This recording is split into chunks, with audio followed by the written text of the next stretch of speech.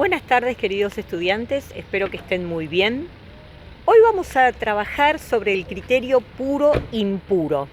Es un criterio que ha estado rondando todo el tiempo, especialmente cuando nos metimos en la hermenéutica feminista, también cuando hablamos de la pubertad. Por lo tanto, es un criterio que quisiera que profundicemos un poquito más, que podamos ver de dónde viene, porque esto ha nacido en el ámbito del culto de Israel, al igual que de otros pueblos originarios, y después se fue extendiendo a la vida cotidiana. Entonces vamos a ver de dónde nace este criterio puro-impuro. Los antepasados de Israel, al igual que los pueblos, al igual que todas las religiones originarias, conocen un modo de relación con la divinidad que son los sacrificios, ¿sí? Parece muy obvio decirlo, pero para una sociedad religiosa, la vida y la muerte son fuerzas que vienen de Dios. Por lo tanto, si yo crío corderos y este año nacieron 100 corderos, eso se lo debo a la divinidad.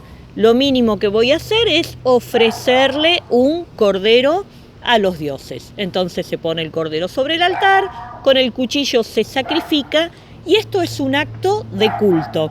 Esto es algo que se dedica a los dioses.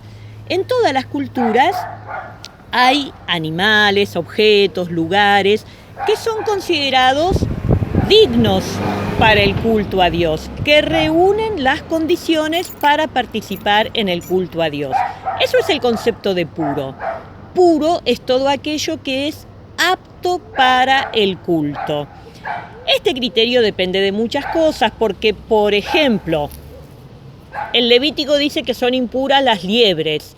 Bueno, porque tiene que ver con que son roedores, por eso la gente no se alimentaba de liebres, sí se alimentaba de corderos. Entonces dejamos a las liebres libremente pastando por allí, que no pueden entrar en el culto a Dios. El criterio de por qué algo es puro o impuro no tiene para nada que ver con la moral, ¿sí? Es un criterio que depende inclusive a veces hasta de la costumbre y sobre todo de lo que es propio de un pueblo, que si crían ovejas, si crían chivos, eso es lo que se va a ofrecer a Dios.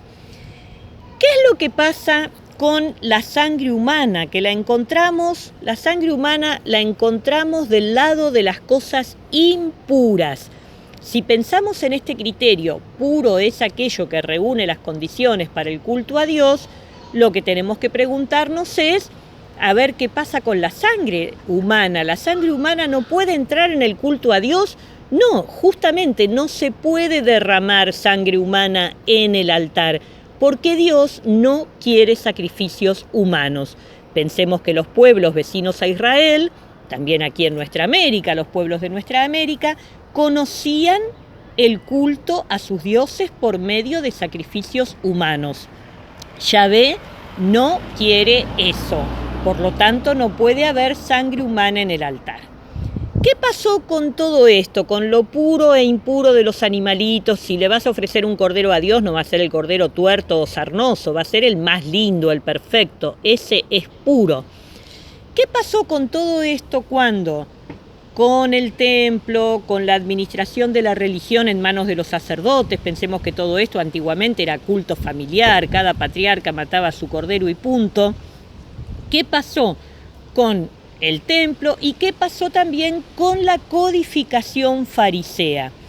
Por un lado, lo que ocurrió es que aquello que era exclusivo del ámbito del culto se pasó también a la vida cotidiana. Ustedes lo leyeron en Levítico.